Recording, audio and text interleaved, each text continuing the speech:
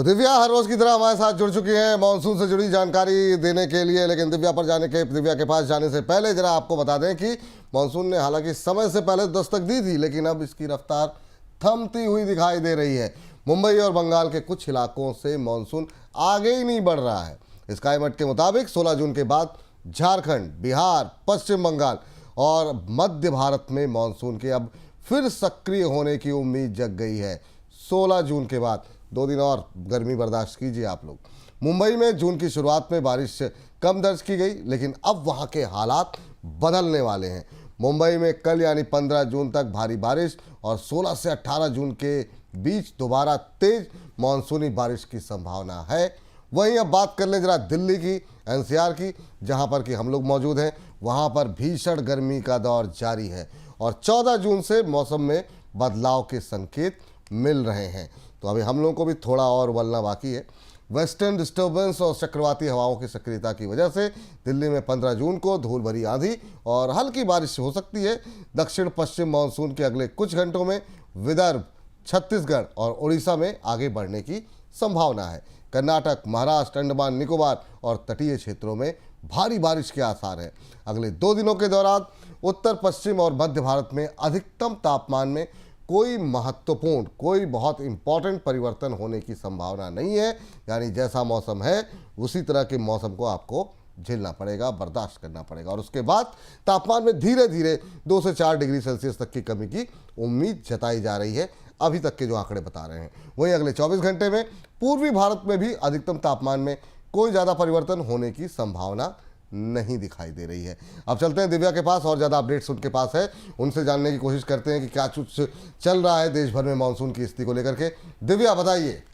जी बिल्कुल सर, जैसा आपने कहा कि जहाँ की हम बात करें, जहाँ हम खड़े हैं इस वक्त दिल्ली एनसीआर में गर्मी का प्रकोप जारी है लगातार। दोपहर में तो लोगों का घर से बाहर निकलना मुश्किल हो चुका है। अगर आज की बात करें तो आज तापमान 45 डिग्री तक जाने की संभावनाएं हैं, यानी कि काफ़ी ज़्यादा गर्मी महसूस की जा सकती है। इसके अलावा अगर राज्य दर राज्य आपको पहले बताते हैं, आज उत्तर पश्चिम भारत की बात कर लें तो चाहे हिमाचल हो, जम्मू कश्मीर हो, राजस्थान हो, दिल्ली की तो हमने बात करी है, पंजाब हो, हरियाणा हो, इसके अलावा मध्य प्रदेश हो और यूपी का भी कुछ एक इलाका है लगातार हीट वेव की मार झेल रहा है, जैसा कि हम देख रहे हैं।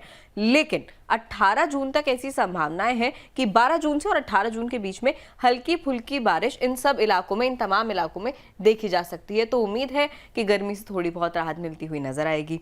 इसके बाद अगर आपको दक्षिण भारत के बारे में बताएं तो लगातार मानसून यहाँ पे है, अच्छी खासी बारिश हो रही है। तमिलनाडु, कर्नाटक, केरला की बात करें तो यहाँ पर आगे भी बारिश जारी रहेगी। लाइट टू मॉडरेट रेनफॉल रहेगा, कभी कभार बीच में हेवी रेनफॉल भी देखने को मिल सकता है। साथ ही अगर मुंबई की बात करें तो मुंबई को आप देखें, मुंबई में मॉनसून यहीं तक रुक गया है, ऊपर जाता हुआ नजर नहीं आ रहा है अभी तक। पूरे महाराष्ट्र को यानी कि उसने कवर नहीं किया है। मुंबई में 14 जून को अगर बात करें तो हाई रेन अलर्ट है। आईएमडी की तरफ से अलर्ट दिया गया है कि काफ़ी ज़्यादा मुंबई में बारिश हो सकती है। हालांकि पूरे महाराष्ट्र को मानसून कब कवर करेगा ये देखना अभी बाकी है। उम्मीद है कि धीरे धीरे आने वाले इस हफ्ते में मानसून ऊपर की तरफ बढ़ता हुआ नजर आएगा, उत्तर पश्चिम भारत को भी छूता हुआ नजर आएगा। तो उम्मीद है कि यहाँ पर भी गर्मी जो है जिन इलाकों में, वहाँ पर लोगों को राहत मिलेगी। इसके अलावा मेघालय की अगर बात करें, नॉर्थ ईस्ट पे जाएँ, मेघालय में आने वाले कुछ दिनों में भारी बारिश होने का अलर्ट है।